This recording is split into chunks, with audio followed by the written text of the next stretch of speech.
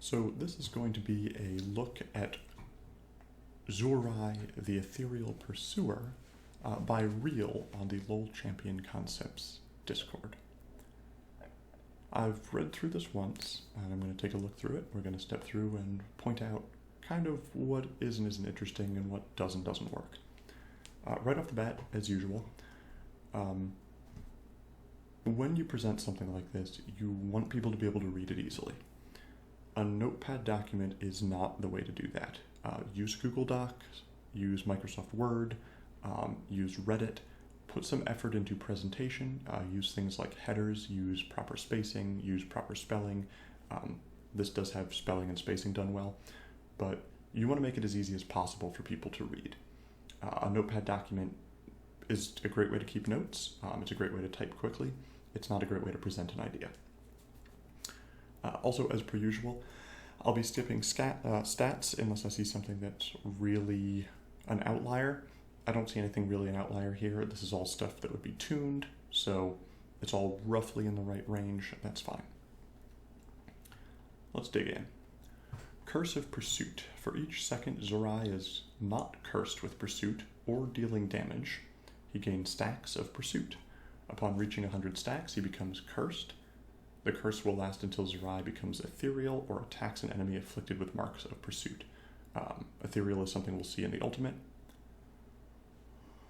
While this curse lasts, Zhurei is unable to use his basic skills, and the way his basic attacks against targets that are not afflicted with mark of Pursuits changes. A little bit of a wording issue there. When you attack something not afflicted with mark of Pursuit, you gain 400 range, you can target allied units, and you teleport behind your target and mark them with a mark of Pursuit instead of doing damage. Right off the bat, this is weird for an assassin. You have a gap closer, but you use an attack timer to not deal damage to something. An assassin wants to deal damage up front. You also put yourself in an awkward problem where you don't have any skills for anything. Most assassins have a utility skill or like something that they can use in a pinch. Here, if you're not in a position where you can teleport to someone, you don't have a kit. And if you want to use this, you have to not attack for 20 seconds. Which is a pretty significant punishment to get your gap closer. Like, it's hard to lane while doing that. It's definitely hard to jungle while doing that. And then once you do get this, you can't farm at all until you're willing to use it on something. So it basically locks you out of playing the game. You can only do this. I don't like that much.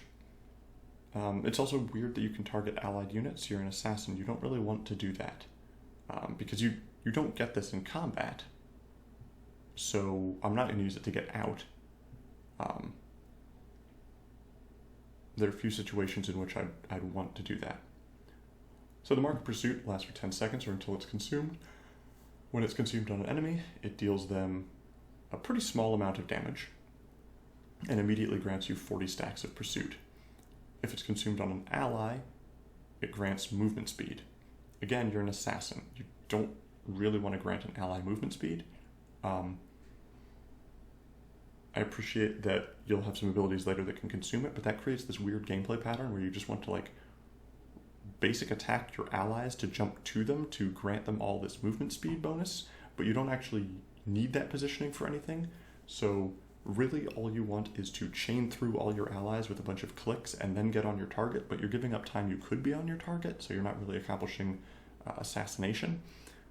This is just creating a kind of awkward gameplay pattern where I have a bunch of clicks that feel like busy work, and it's all I get to do because until I get rid of this, I can't get rid of Pursuit, and the only way I can get rid of it is to attack someone who has it, which means I need to apply it to enemies.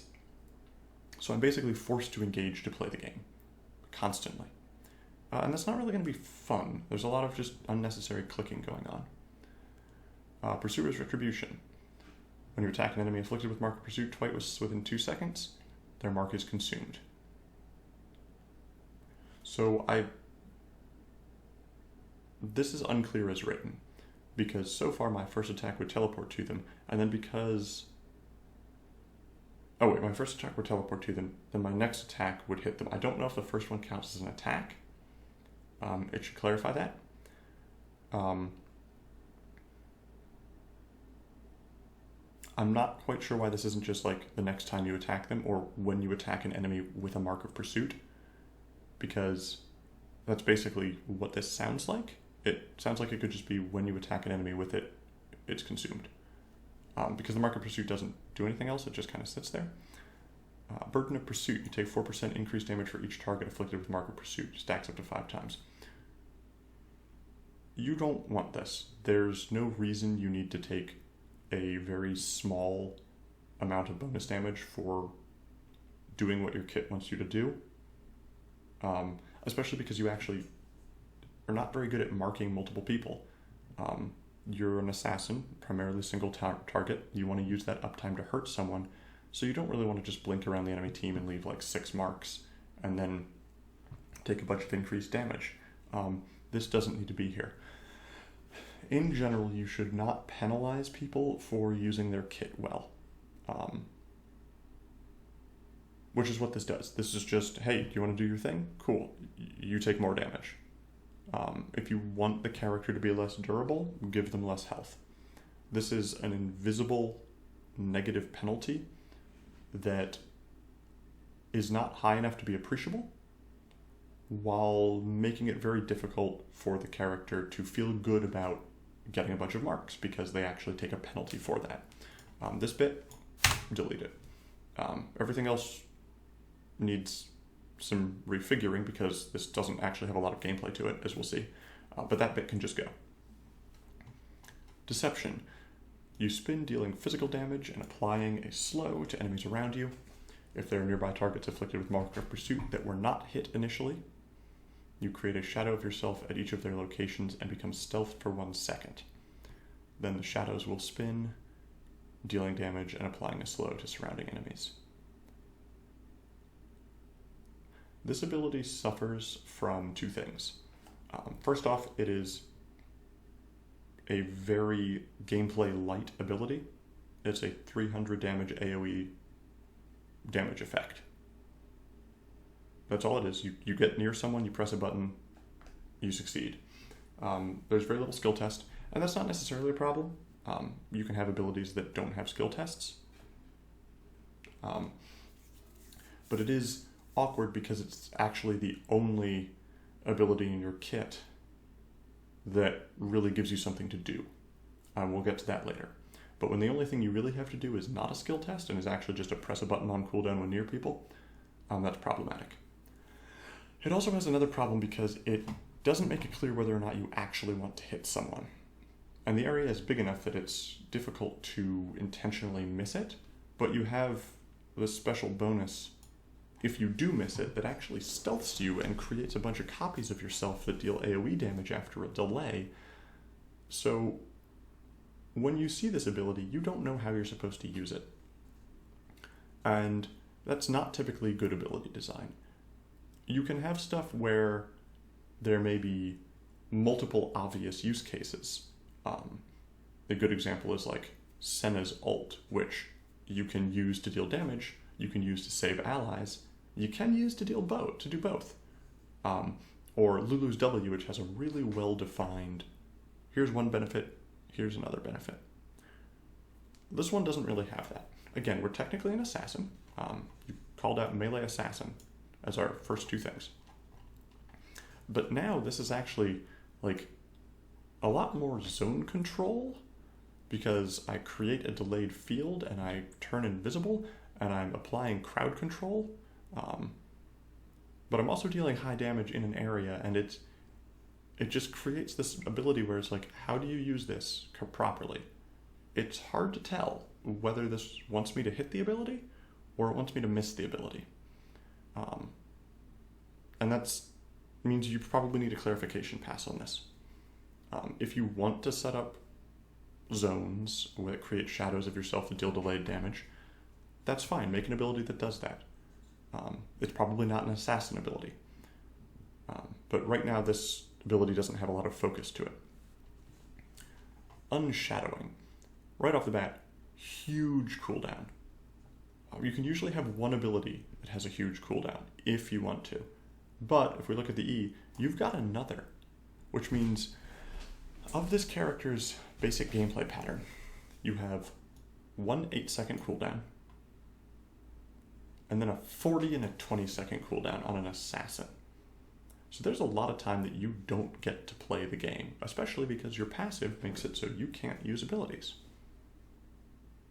Which means when you're in a fight, if you've popped these, literally all you do is right-click. Because you're not getting back your mark of pursuit because you're dealing damage to people. And you're not using Unshadowing because you already used it. And you're not using Unforgiven because you already used it. So you're just right-clicking and you're waiting for 8 seconds. So, passive. You gain bonus movement speed when moving towards targets revealed by Unshadowing.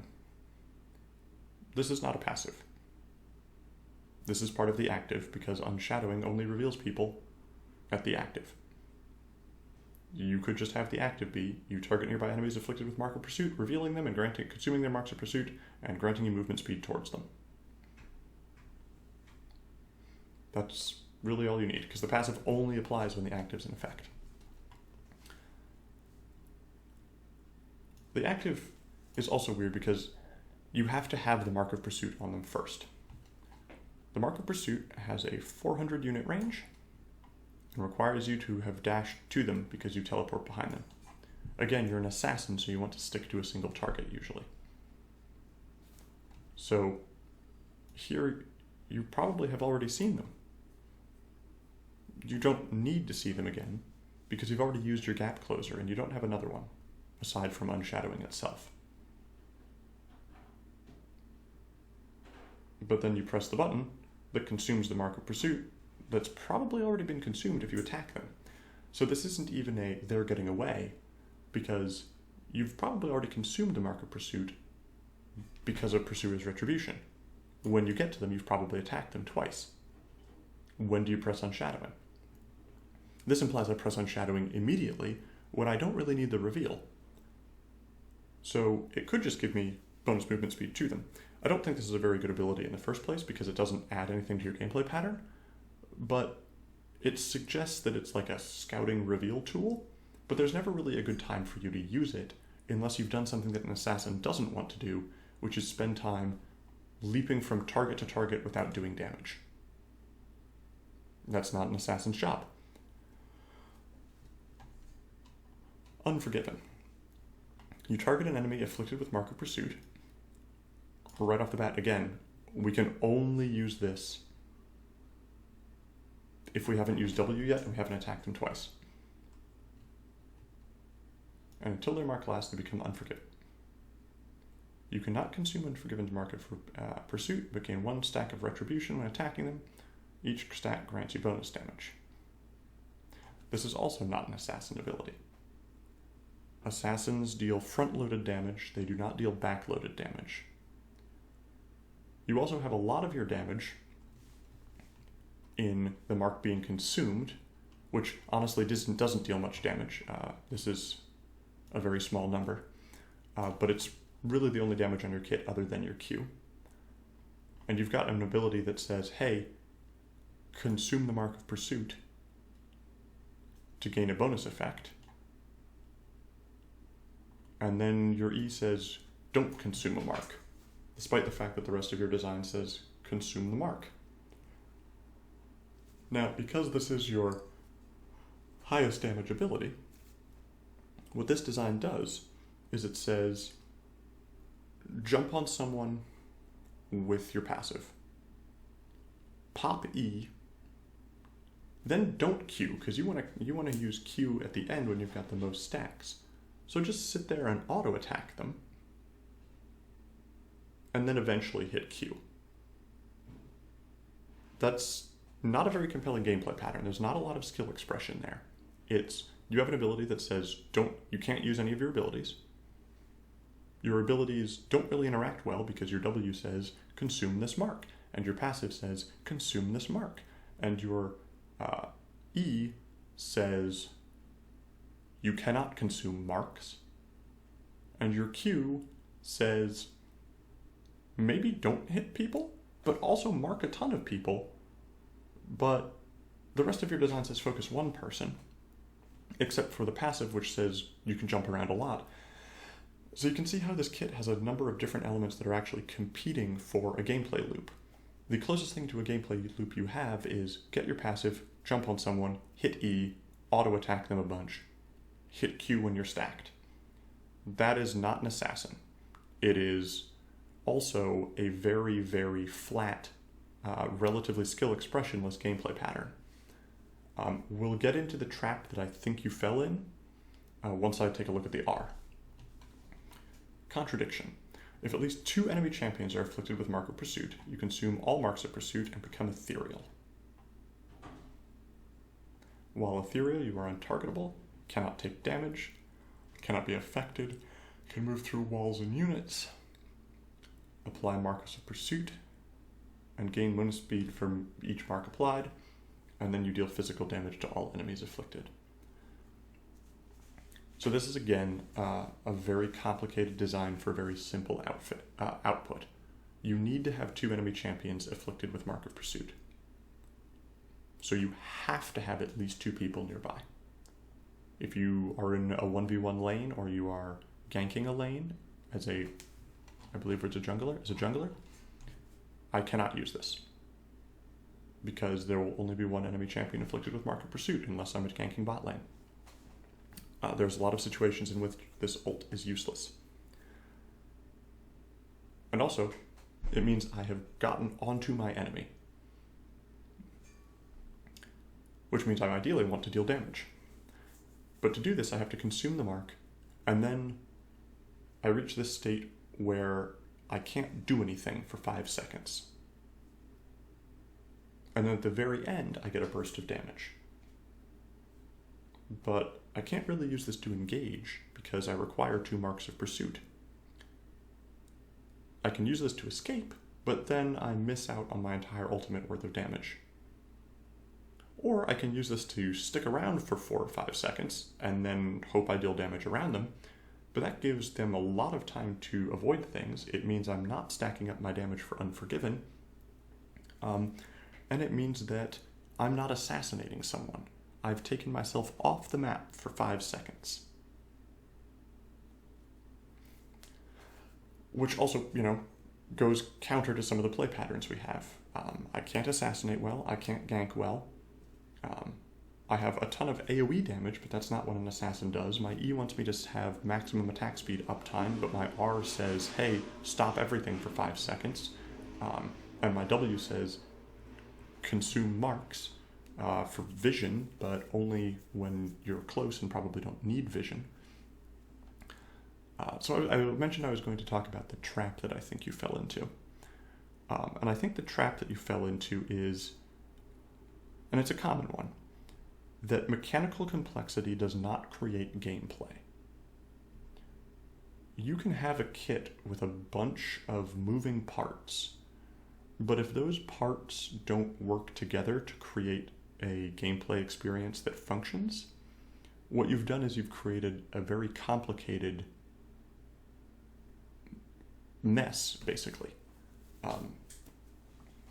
This thing doesn't have a gameplay pattern. It has a lot of complicated mechanics. The whole way Cursive Pursuit works is tricky, but it doesn't lead to a good play experience or a skill-expressive play experience.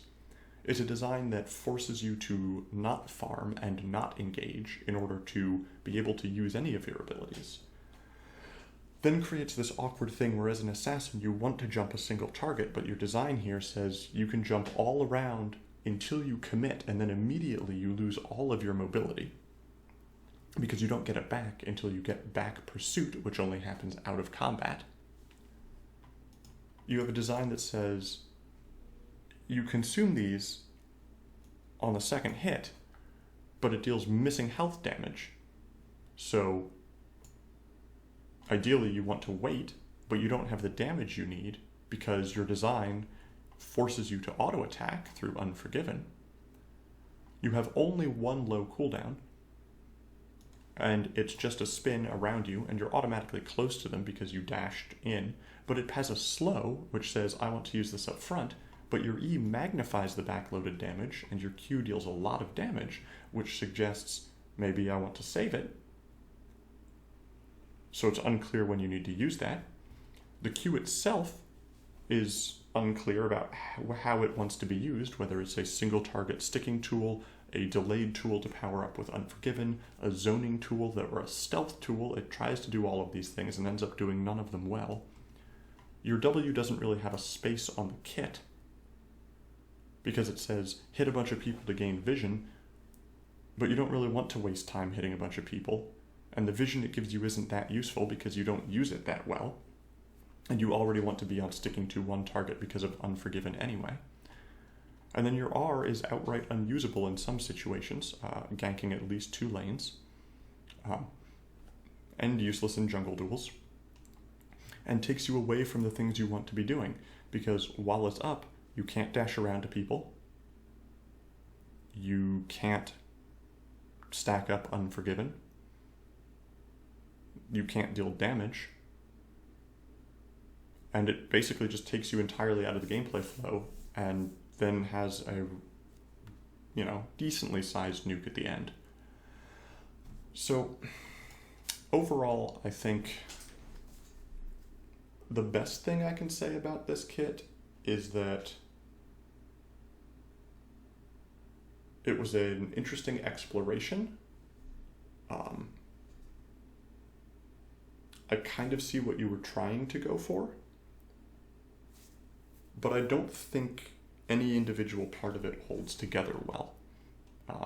Each ability seems like it's pulling it in a different direction, and the net gameplay that it creates is basically right-click a bunch, and then sometimes press Q and deal damage to everything around you. You mentioned that Modern League design was an inspiration point for this, but Modern League design is typically based on skill-expressive gameplay and simple but deep ability use. This has mechanically complicated ability use that isn't actually that deep. Deep ability use is you have situations to show mastery and you kind of have emergent gameplay that can come out of it. The interaction between like Lee Sin Q and Lee Sin Kick is an interesting one. Or the way you can ward dash with certain abilities. They allow you to use them in ways that show your mastery and your understanding. But this is just complexity. Putting a bunch of different uses on one ability does not make it a deep ability. It makes it a complicated ability. In some cases, like this one, of your Q, it makes it an unintuitive ability.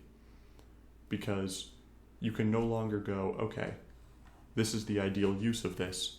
Maybe these are some other uses I have, but I know what this is designed to do. I know what place it has in my gameplay pattern.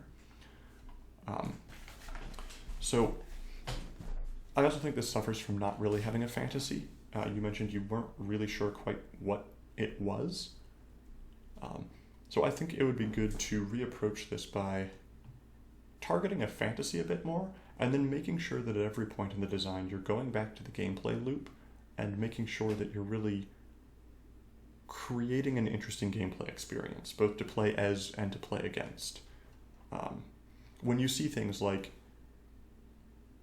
you can't use abilities and you can't basic attack, and the moment you basic attack something twice, this goes on cooldown, and you can only build it up by being out of combat, then you know that you have a design that says, in order to use your features, you have to not engage in gameplay for 10 to 20 seconds. That's not particularly engaging. Engaging in gameplay is the fun thing. It's the fun part of League. And then you force them to do things because while this is up, if they don't use it, they can't farm, they can't jungle, they can't deal damage. they have to use it. So hopefully this has helped you see some of the places where this design kind of eats itself and ends up making an experience that doesn't give the player a lot of choice. And what little choice it does give them is sometimes confusing and sometimes kind of boring. Like, you jump on someone and you auto-attack a bunch. If you jump on two people, you press R at some point if you need to run away, but for combat, you just keep attacking them. That's it. You press Q somewhere.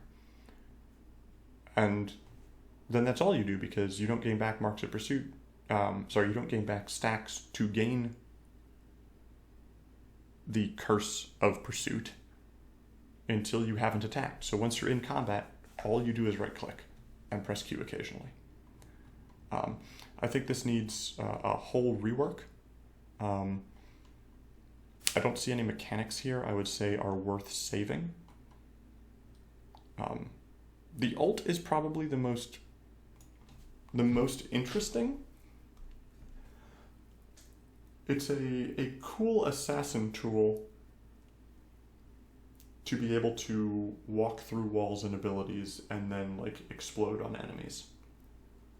I worry the counterplay is low, and I don't like that you extend the duration because there's no recast effect. So what this does by extending the duration, you're actually saying, I'm useless for longer, because what this really is for getting to a target, which is why there's the damage at the end. So when you make that take longer, you're actually giving the target longer to respond. If you keep this design in some form, you probably want to remove this section entirely and just let it happen when you press the button. And you need to rework the way marks of pursuit work. The current mechanic is just not working. But the idea that you have like 3 seconds of complete untargetability where you can move on to people and explode is something you could explore more. If you keep anything from this kit, I would keep that, because I don't think any of the other mechanics are really doing what you want, and they're definitely not creating an interesting gameplay pattern. Hopefully this was helpful. If you have any questions, feel free to ask.